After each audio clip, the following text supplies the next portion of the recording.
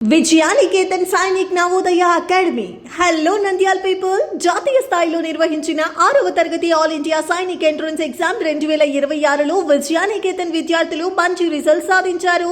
స్థాపించిన 3వ సంవత్సరంలోనే గత ఏడాది నుండి వరుసగా 2వసారి జాతీయ స్థాయి ర్యాంకులు సాధించారు.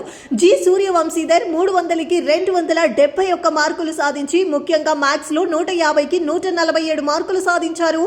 జి తేజస్విని 300కి 266 మార్కులు సాధించి ముఖ్యంగా మ్యాథమెటిక్స్ లో స్టేట్ లో ఏ స్టూడెంట్ కి సాధ్యం కానీ 150 మార్కులకి 150 మార్కులు సాధించి జరిగిన రాష్ట్రీయ మిలిటరీ స్కూల్ ఎగ్జామ్ లో కూడా మ్యాథ్స్ లో 50కి 50 సాధించిందంటే ఈ విజయానికేతన్ సైనిక్ అకాడమీలో మ్యాథమెటిక్స్ లో మంచి ఫౌండేషన్ ఇస్తున్నారు.